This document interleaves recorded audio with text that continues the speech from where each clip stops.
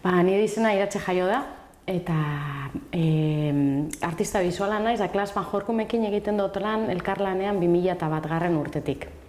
Momentu honetan Donostian gaude, bi lan aurkezteko asmoz, eta bi lan hauetan erabili dugu bideoa lanen beraien ekoizpen prozesua grabatzeko.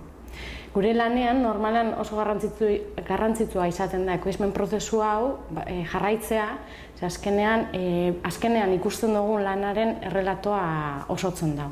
Eta gainera sarritan ikusleantzako begibistekoa denari buelta ematen dio. Adibidez, Work in Progress lanean, momentu honetan San Telmon erakutsiko duguna,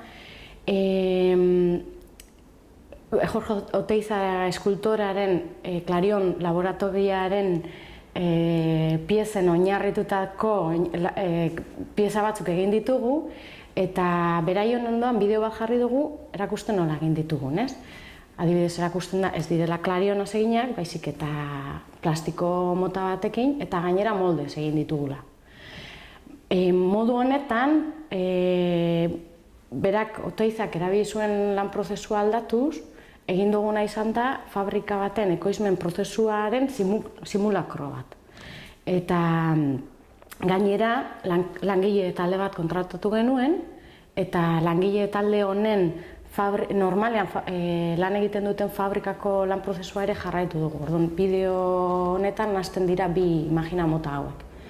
Da horrela, lanaren errepresentazioaren atzean dagoena erakusten dugu eta konparatzen ditugu lan prozesu hauek.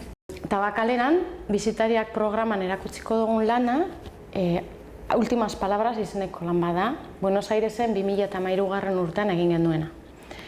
Lan honetan, Alfredo Astiz, El Ángel de la Muerte izenaz ezagututako militar baten testo bat hartzen dugu oinarritzat. Gizon hau izan zen, Argentinako diktadurako militar bat, eta epaitu zuten crímenes de lesa humanidad izeneko krimenengatik, ez? Da, beren testu honen, beren deklarazio final honen berrikurketara bat egin dugu lan honetan. Hortarako, aktore bat hartu genuen, eta aktoreak erakurtzen dau lehenengo biderrez testoa, eta laguntzen dio karga emozionala edo ataratzen oratoriako irakasle batek. Orduan, bideoak jarraitzen dau bere metamorfosia edo papelean sartu arte. Gure lanean egiten duguna sarritan izaten da, ingrediente batzuk jarri, eta azkenean beste batzuekin elkarlanean garatzen dugu denon artean pasatzen dena. Eta orduan suertearen eskutan edo beste elkarlanen horren